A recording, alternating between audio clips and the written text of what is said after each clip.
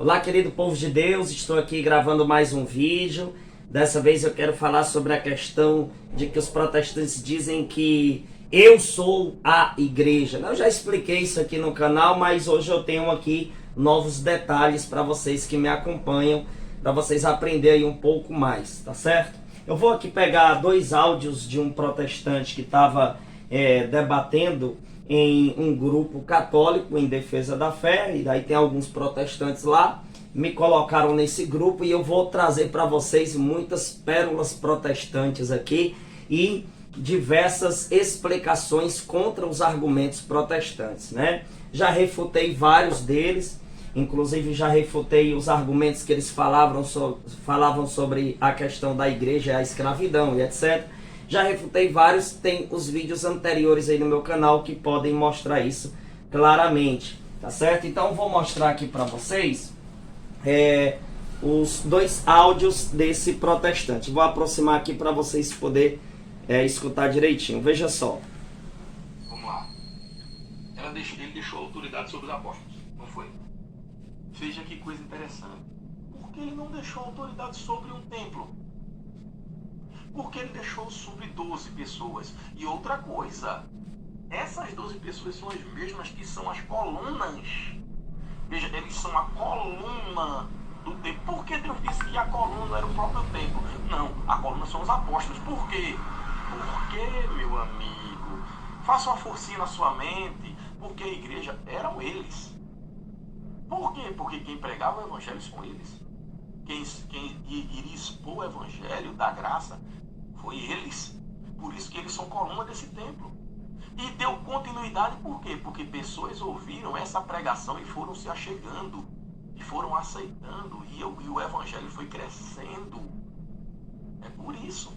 Agora, se na sua argumentação deveria estar assim, que Jesus subiu ao céu e deixou a autoridade sobre um templo. Né? Sobre um templo. Porque quem anda com uma única palavra, com sim, sim, não, não, é aquele que faz parte do corpo de Cristo. Entendeu? A palavra do cristão seja sim, sim, não, não.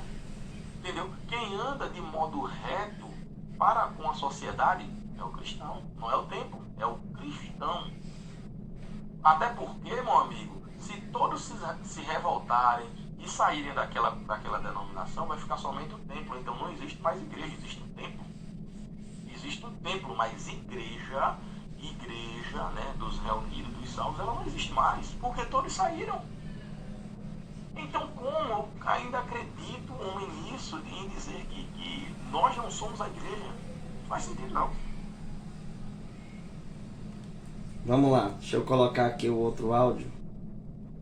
Mas, ô Gledson, entendi seu áudio perfeitamente.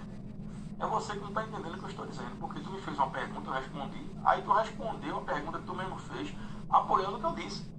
Eu disse que a igreja somos nós. Né? Nós que compomos essa igreja, né? Nós é que somos a eclésia universal, somos nós. Só porque a gente tem que entender uma coisa, eu sozinho não constituo todo o corpo de Cristo. É isso que a gente tem que entender. Eu sozinho não constituo todo o corpo de Cristo. Preste atenção nisso. Mas eu também sou igreja. Por que eu também sou igreja? Porque eu faço parte do corpo de Cristo. Só que eu não sou toda a igreja. É isso que tem que separar, pô. É isso que não está separando.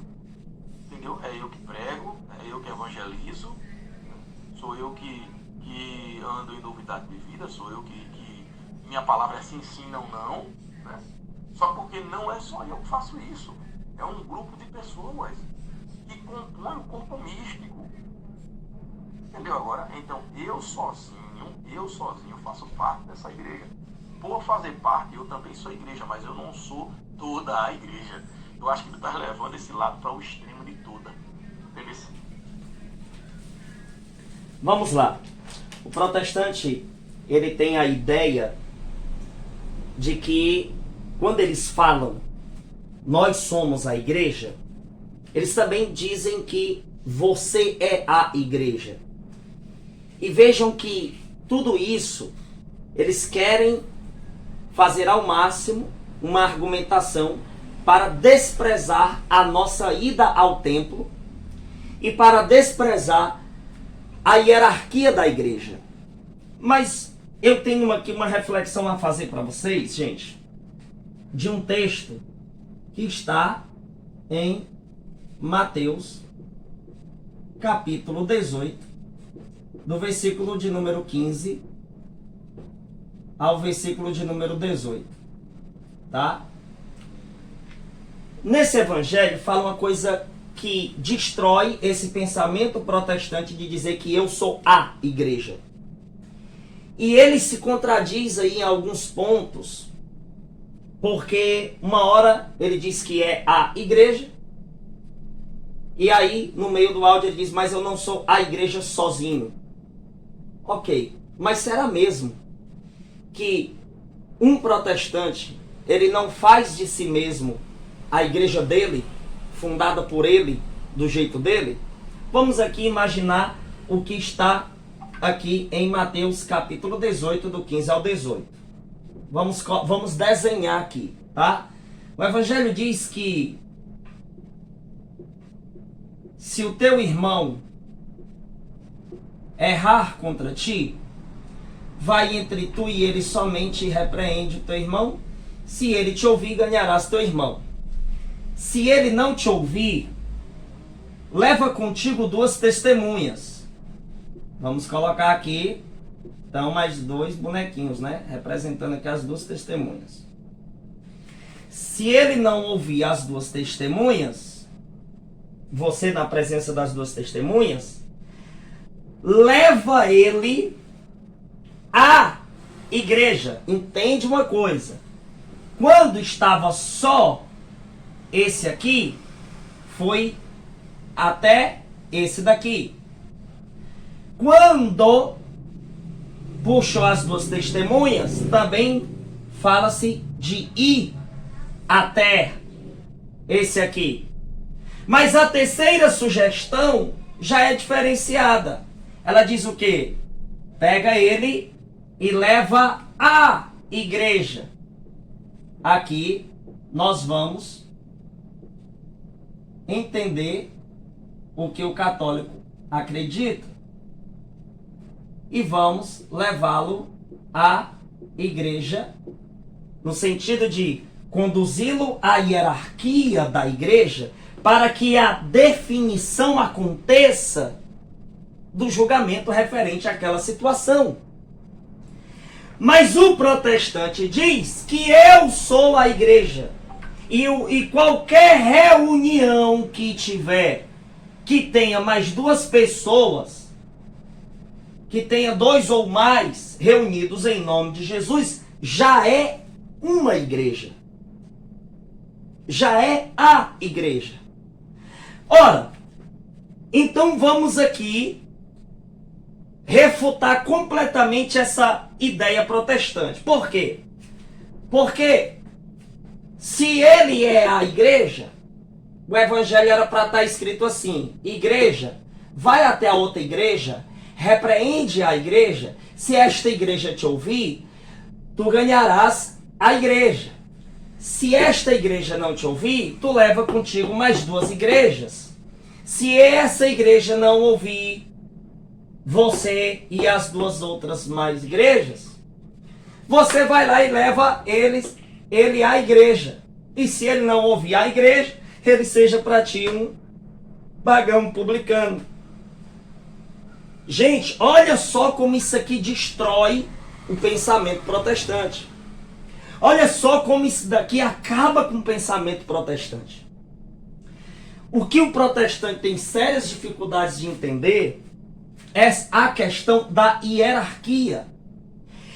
Jesus fundou uma única igreja. Vamos desenhar aqui de novo. Jesus fundou uma única igreja. Igreja esta que tinha os apóstolos, né? Ele até mencionou aí nesse áudio. Tinha os apóstolos como que colunas e etc e tal. E em 1 Timóteo, capítulo 3, versículo 15, vai dizer que a igreja é coluna e sustentáculo da verdade. E se eu disser que se eu pegar mais 2 amigos meus e me reunir, ali já é uma igreja, já é a igreja. E se esta reunião não estiver em conformidade com a hierarquia da Igreja Católica, que é a igreja fundada por Nosso Senhor, ali eu estou fundando uma falsa igreja. Mas aí o que é que o protestante ele utiliza? Deixa eu pegar aqui. E é porque está aqui numa Bíblia de tradução protestante. Eu estou aqui em Mateus 18, olha só. Em Mateus 18. Veja. Em verdade vos digo que tudo que ligares na terra será ligado no céu, e tudo que desligares na terra será desligado no céu. Quando é que esse texto aparece? Ele aparece depois do versículo que diz assim, dos versículos que diz assim: mas se não te ouvir, leva ainda contigo um ou dois, para que pela boca de duas ou três testemunhas toda a palavra seja confirmada.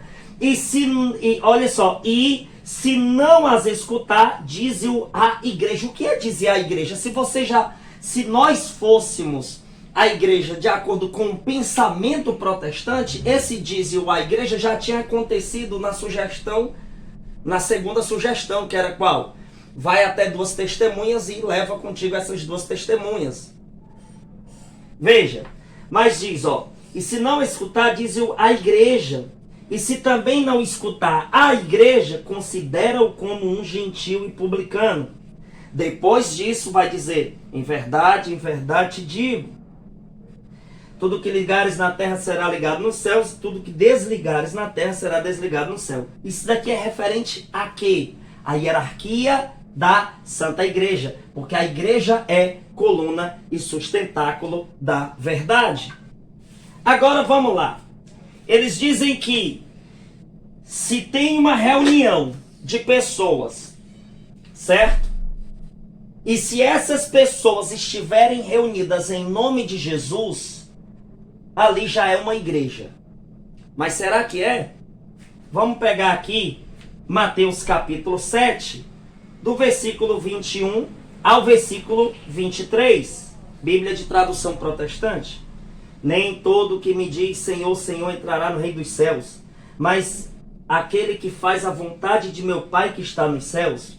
Muitos me dirão naquele dia: Senhor, Senhor, não profetizamos nós em teu nome? E em teu nome não expulsamos demônios? E em teu nome não fizemos muitas maravilhas? Veja, também existiam pessoas que se reuniam em nome de Jesus, que não eram a igreja. Por quê? Porque o Senhor vai dizer: e então lhes direi abertamente, nunca vos conheci, apartai-vos de mim, vós que praticais a iniquidade. O que seria então aqui, de acordo com minha reflexão, a iniquidade? Existem diversas maneiras de explicar, mas em Gálatas 5, por exemplo, vai falar que é proibido divisão. Em Efésios, se você ler o capítulo 4 e o capítulo 5 de Efésios, vai deixar claro que só existe uma única fé, um único batismo. Ora, o protestantismo não vive uma única fé. O protestantismo não vive um único batismo. O protestantismo não tem um único pastoreio. Não tem uma hierarquia constituída para definir o que devemos crer. Porque os apóstolos, eles vinham com uma pregação e eles faziam com que as pessoas conhecessem o verdadeiro Jesus e não o Jesus inventado, como o exemplo desses que está mencionado em Mateus 7, do 21 ao 23, falavam de um Senhor, de um Jesus, mas que não era o verdadeiro. E o fato de estarem reunidos, pregando em nome de Jesus, fazendo milagres, expulsando demônios, não quer dizer que eles eram a igreja. Porque se eles fossem uma igreja, somente pelo fato de se reunirem em nome de Jesus fosse uma igreja, então haveria uma contradição muito grande aqui. Por quê? Porque ali seriam pessoas que seriam uma igreja errada.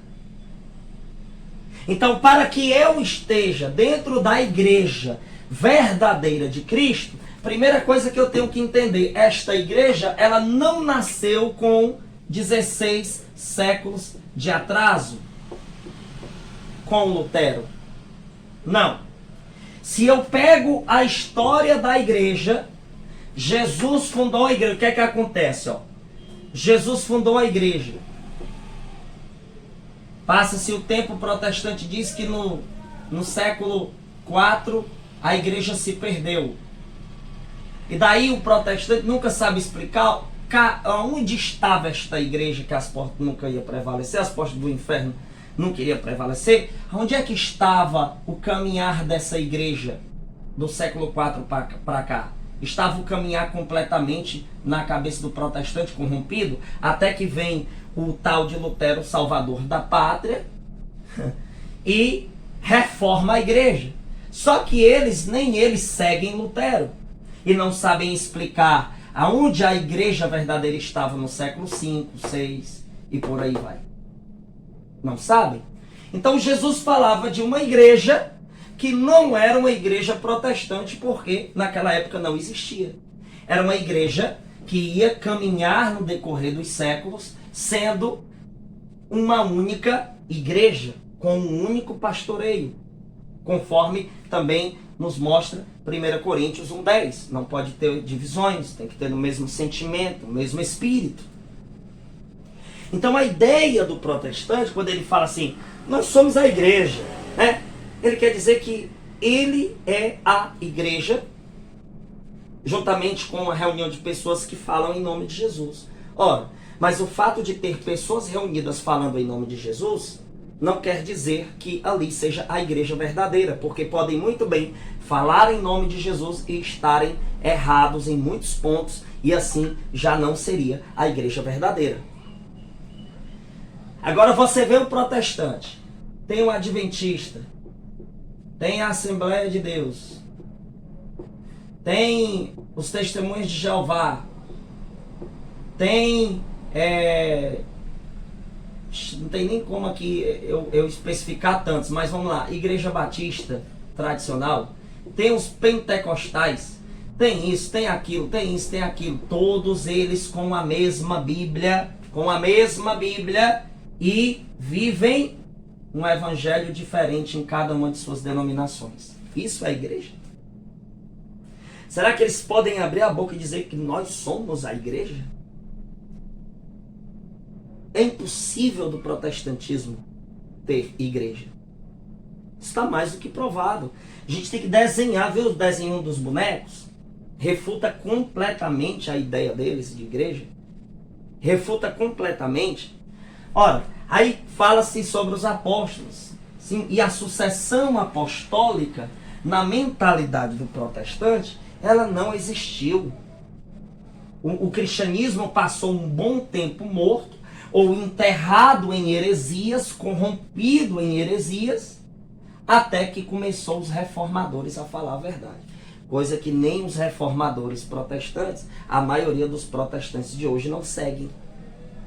Então é triste presenciar isso, e ainda tem gente que acredita nesse tipo de fala, gente. Então, acabei de refutar aqui, mais uma vez, essa mentalidade protestante. É por isso que tem muitos dos desigrejados que agora eles não querem... E veja que eles desprezam o templo, né? E o que é que acontece? Os desigrejados agora estão se desligando dos templos e eles dizem, não, igreja para mim basta 3 pessoas estar em nome de Jesus, pronto, para mim isso ali é a igreja.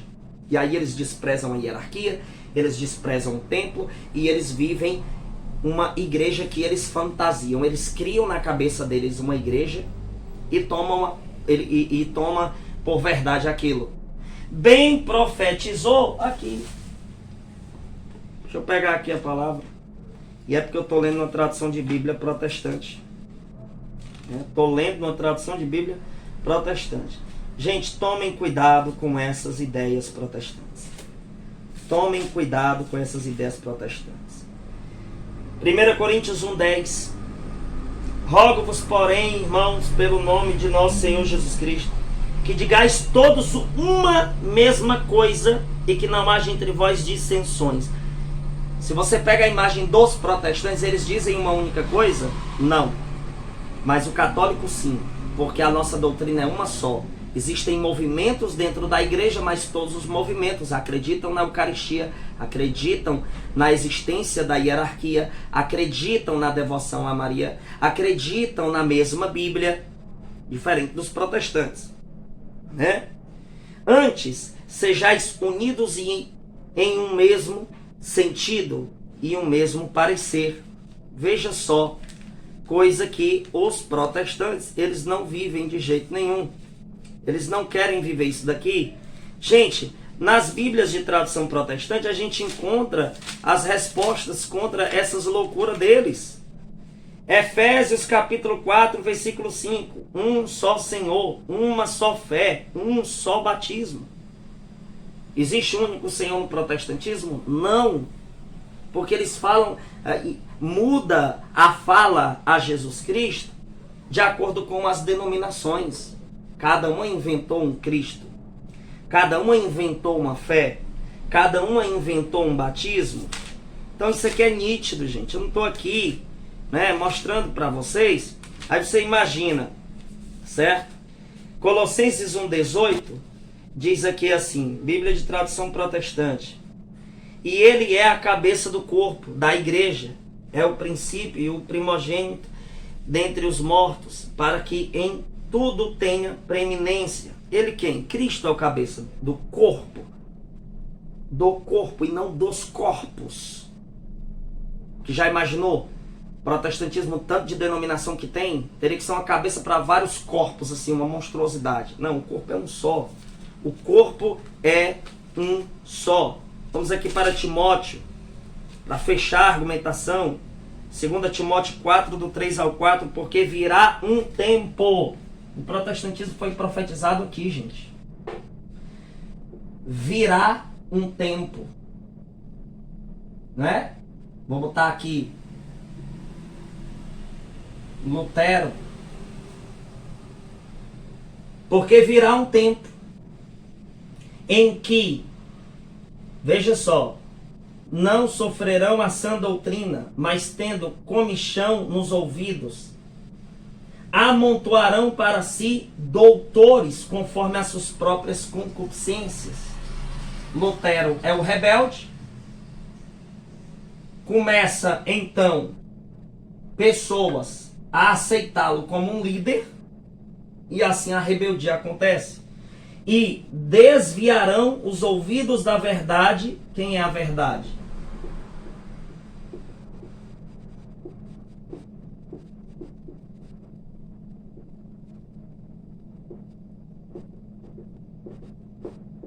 Jesus é a verdade e a igreja é a coluna e sustentáculo desta verdade. Afastaram o ouvido da verdade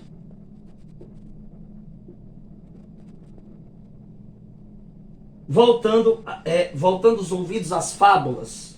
Então Lutero vai lá, inventa um evangelho do jeito dele, inventa uma doutrina do jeito dele, depois aparece Calvino, depois aparece Zwingli, depois vai aparecendo. E até hoje continua aparecendo esses loucos. Isso é para se chamar igreja, gente? Será que o fato de só se reunir em nome de Jesus é uma igreja?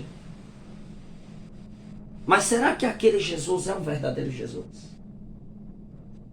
Ou é um Jesus inventado pela mentalidade rebelde protestante? Então cuidado, porque também existem reuniões em nome de Jesus que são falsas, porque o Jesus daquela reunião é falso. Por isso que na Bíblia vai mencionar que muitos vão dizer: mas nós pregamos em teu nome, fizemos milagres, expulsamos demônios, mas nunca vos conheci, operários maus. Por quê? Porque vocês estavam fora do verdadeiro corpo místico de Cristo, que é a igreja, conforme diz 1 Coríntios 12, a partir do verso 12, Romanos 12, 5, Colossenses 1, 18. Entenderam agora? Então, fiquem atentos com essas argumentações protestantes, tá? Porque eles querem desprezar a existência da verdadeira hierarquia, da sucessão apostólica, dessa instituição que é dom de Deus para nós. Amém? Meus irmãos, para quem não conhece, eu escrevi 3 e-books, 2 respondendo os ataques protestantes e 1 respondendo as 50 perguntas, que dentre essas 50 perguntas existem resposta a situações que acontecem no protestantismo. Então você que quer ajudar a nossa missão, compre os nossos e-books. E também você que quiser entrar na campanha de ajudar a nossa missão financeiramente, você pode depositar 10, 20, 30, sei lá quanto você puder por mês. aí no Pix CPF que está aparecendo na tela desse vídeo. Muito obrigado a todos e compartilhem. E aguardem que vem mais vídeos por aí respondendo essas distorções protestantes.